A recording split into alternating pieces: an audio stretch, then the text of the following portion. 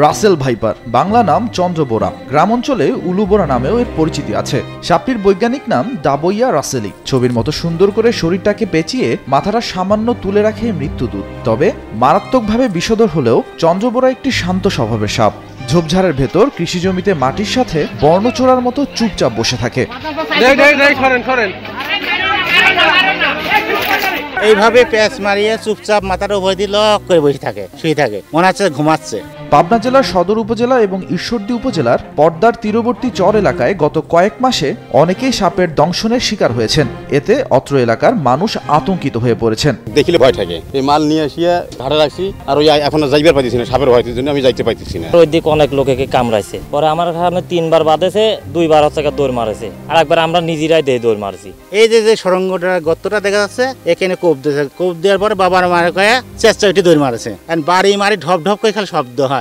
নদীতে আমরা চরে কাজ কাম করি, এখন ধরেন যে তিল কাটতে যাই, বাদাম তুলতে যাই, ওই এক জায়গায় পেঁচা থাকে। খুব সাবধানে ভাই গামবুট পায়ে দিয়ে ধরনের কাজ কাম করি। সাপে ভাই আমরা খুব আতঙ্কেই আছি ভাই। অথচ নিজে আক্রমণের শিকার না হলেও চন্দ্রবোরা সাপ সাধারণত কাউকে আক্রমণ করে না বলে জানান ওয়াইল্ড লাইফ ফটোগ্রাফার এবং পরিবেশ কর্মী হাসান মাহমুদ।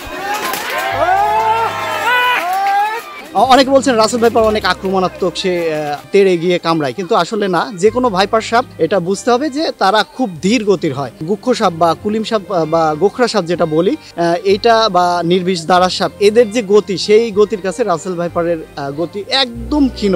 সাধারণত ইঁদুর এদের খাদ্য তালিকায় সবচেয়ে প্রিয়, ফলে যেসব পরিবেশে ইঁদুরের উৎপাত বা বিচরণ বেশি, সেসব অঞ্চলে এদের উপস্থিতিও বেশি। কৃষি জমিতে খাদ্যের প্রাচুর্য এবং পরিবেশের তাপমাত্রা বৃদ্ধির ফলে চন্দ্রবোরা সাপের প্রজননের অনুকূল পরিবেশ পাওয়ায় বর্তমানে জন্মহার বৃদ্ধি পেয়েছে বলে ধারণা করেন সাপ গবেষকরা। এছাড়া বর্ষার প্রাদুর্ভাব ও সাপের বাস্তু সংস্থানের পরিবর্তনের কারণে আজকাল বসতবাড়িতেও এসব সাপের উপদ্রব বেড়ে গেছে বলে মনে করেন পরিবেশ কর্মী হাসান মাহমুদ। রাসেল ভাইপারের খাবারের প্রাচুর্যতা, যেটা ওর মূল খাবার ইঁদুর, সেটা কিন্তু প্রত্যেকটা এলাকাতেই রয়েছে, এবং ধানের যে আবাদটা অনেক ভালো হওয়ার কারণে ইঁদুরের সংখ্যা বাড়ছে, এবং রাসেল ভাইপার তার খাওয়ার কারণে সে বংশবিস্তার খুব দ্রুত করছে। এবং রাসেল ভাইপার ডিম দেয় না, সে সরাসরি বাচ্চা দেয়, এবং সেই কারণে ওর বংশবিস্তারের হারটা অনেক বেশি। কৃষি জমিতে যাওয়ার আগে তাই কৃষকদের সতর্ক হওয়ার পরামর্শ দেন সাপের বিচরণ ক্ষেত্র ঘুরে ঘুরে ফটোগ্রাফি করে বেড়ানো হাসান মাহমুদ।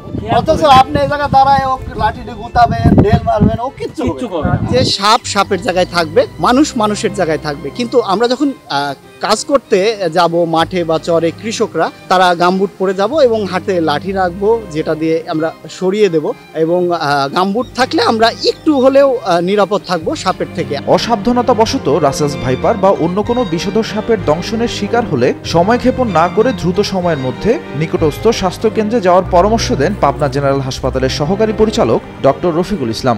সাপে কাটলে আতঙ্কিত হওয়া যাবে না। প্রথম কথা হলো যে আসলে সাপে কাটা যায় এরকম কোনো জায়গাতে হাতে লাঠি নিয়ে যাওয়া উচিত শব্দ করতে করতে, এবং আসলে অন্ধকার হলে অবশ্যই টর্চ ব্যবহার করা উচিত। একটা বড় অংশ কিন্তু আসলে আতঙ্কের কারণে হার্ট অ্যাটাকে মারা যায় না, এবং কোনো ওঝার কাছে যাওয়া যাবে না। দ্রুত নিকটস্থ হসপিটালে নিয়ে আসতে হবে। আমাদের উপজেলা হেলথ কমপ্লেক্সগুলোতেও এখন ইন্ডিভেনাম সাপ্লাই থাকে, হয়তো এখন কোনো জায়গায় আছে নাই, আবার দ্রুতই এগুলা অ্যাভেলেবল ইনশাল্লাহ হয়ে যাবে।